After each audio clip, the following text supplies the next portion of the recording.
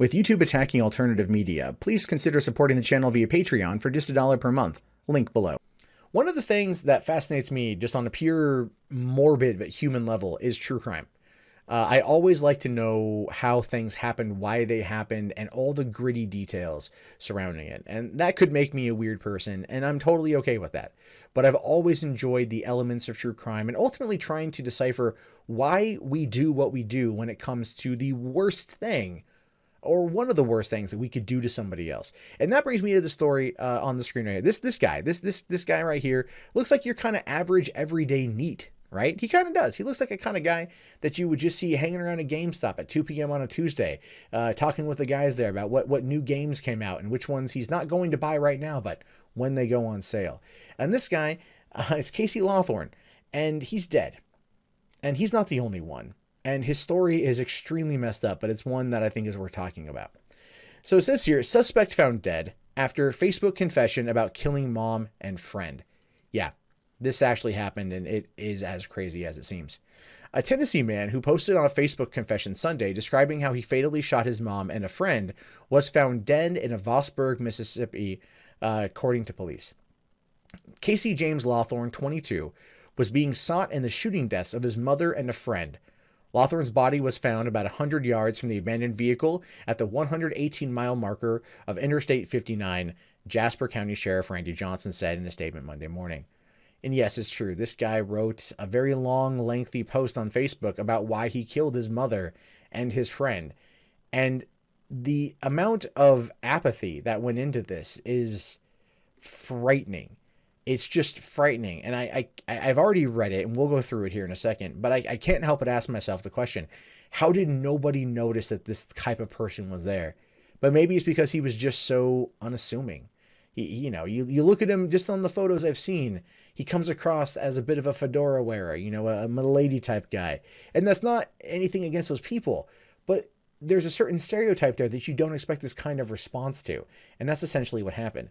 Now, Lawhorn posted to Facebook late Sunday afternoon describing how he fatally shot V. Lawhorn and Avery Gaines around 5 p.m. Sunday evening in the Chattanooga suburb of East Ridge, Tennessee.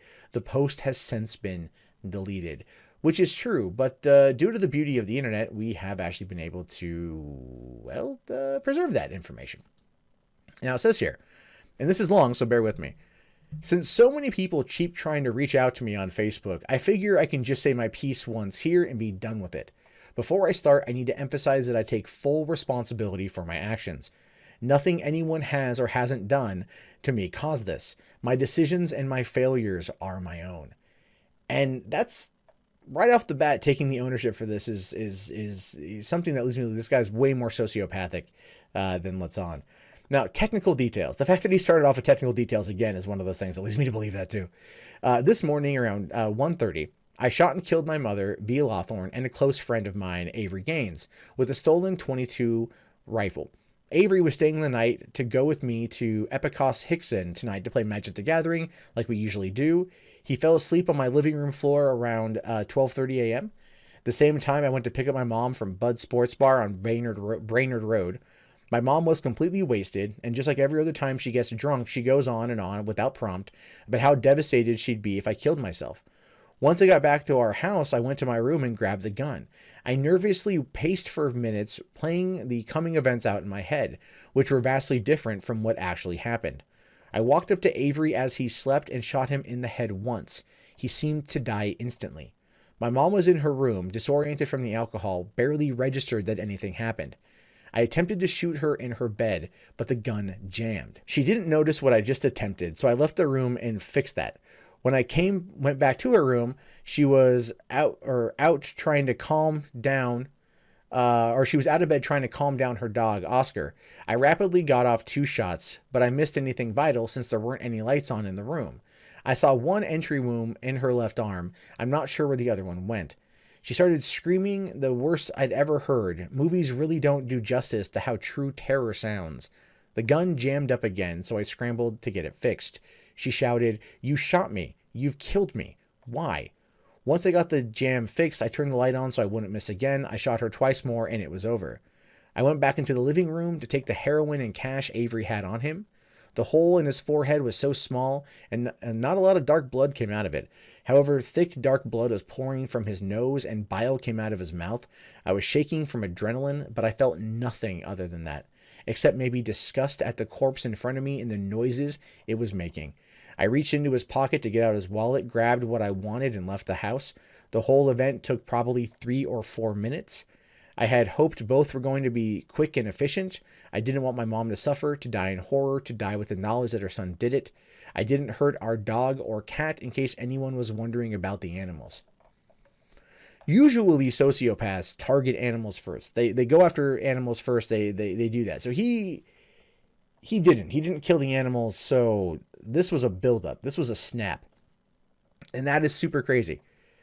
Still, just reading it out again is terrifying. People keep saying that suicide isn't worth it, that it isn't too late, that I should turn myself in instead. Well, friends, it is too late. Has been for more than 12 hours now, not to mention I've been suicidal since late high school.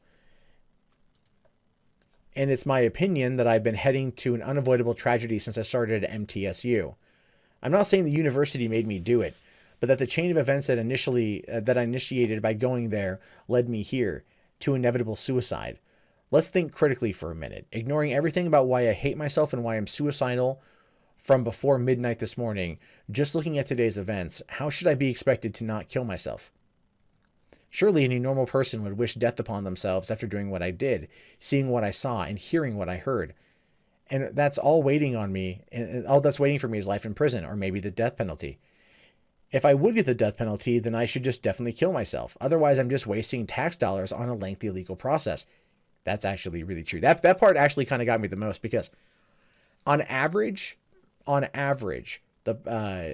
death row inmates cost taxpayers roughly $12 million. And then there's obviously the follow-up question of, well, if they, why not just a bullet in the head sort of thing? That way it just takes it out, which is, I'm not going to lie, a decent enough argument, but the way our system works, it's for appeals and appeals and appeals. And there are people that have been falsely put on death row. So there is that too. But this is a straight up confession. So yeah. Even without being executed, just wasting away in prison sounds awful. And also a horrible use of state money. And who would want to look forward to a life in prison? I'm almost 24, and that's a crazy amount of time to be behind bars. And it would be so lonely. I'm sure most of my friends would want to visit me at least once, if for no other reason than to try to understand what I did. But after the first year, I can't imagine I'd have any weekly visitors. Not even family, or perhaps especially not family. I'm not trying to say people don't care about me. I know a lot of you do. It's just that people in general don't keep up a habit of going to visit a friend in prison. Life carries on for everyone else, and the sooner this is all over, then the sooner everyone can move on. If I'm dead by the time you are reading this, you can heal faster than if I'm still around in court and in prison. I mean, this kid thought this through. And it's not, I can't even call him a kid. He's 24. This man, this adult, this grown human thought this through. And I'm not talking just like thought through the crime. Is going down the path of like crazy justification for killing himself. And pardon me, just like the macabre comment here, but it's kind of impressive that he went through this little train of thought. And again, I don't support anything that he did. And why not, if you wanted to kill yourself, why not just do it? He wanted to take out this friend and his mom. It's still, fuck. That's dark shit right there. That is just some dark ass shit.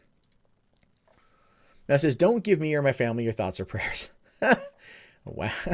Yeah, because thoughts and prayers do nothing. We know that one. No one will be hurt by this more than my brother. He will probably need a lot of help getting through this. And if you think you are helping him just by talking to the sky, you're fucking wrong. If you want to help him in this insanely difficult time I'm putting him through, actually do something. Don't just think about it. I'm sorry to him more than anyone. That said, I don't want or need forgiveness from anyone. What I did is unforgivable. A prayer is a waste of time. Nothing happens after death. But if there is a hell, I'm going to be in the lake of ice at the bottom. Betrayal of family and betrayal of guests are two of the worst sins. However, as I sit in Mississippi, writing this on the side of the I-59, south of where my car broke down, what I look forward to is the nothingness after death. I've spent a lot of time thinking about murder and wondering what it feels like, but I've barely felt anything. I mean, this kid thought this through. I can't keep calling him a fucking kid. This guy thought this through. I mean, to the point of where it's like, don't give me your thoughts and prayers. Don't, look after my brother, look after the cat, the dog. That's it. Just look after that. Don't even worry about nothing else. But that's where it is. And that is one of I think the reason why this particular story is kind of captivated me in the way that it did has everything to do with the fact that this is like the arguments that he used. It does come across as like kind of a Reddit atheist approach. Tax dollars, prayer means shit. There is no God. There is no afterlife. I did what I did. I'm going to suffer for it. Whatever. Fuck you. I'm dead. Like he went down like this logical, rational approach to it. And it's terrifying that he had that much clarity, but still chose the actions that he chose. I can understand through just understanding, definitely without condoning, 100% condemning, if he snapped, if there was a fight with his mom and he snapped, but she said that she would be devastated if he killed himself. So he went in the room and grabbed his gun and killed her, killed his friend, and then shot himself dead. And they found him in Mississippi. Something there is so inherently messed up from this kid. I don't know. This is one of those moments where I legitimately, honest to God, mean,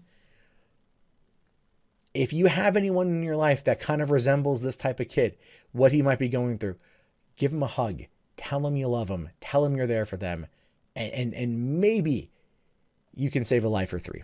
What you just saw was a shorter clip from a longer show. The Rustled Podcast airs every Sunday through Thursday night at 9:30 p.m. Pacific Standard on rustled.net. Please consider subscribing to the channel as well as 3 Buck Theater and potentially becoming one of our sponsors at patreon.com/mundanemat. Thank you and have a great day.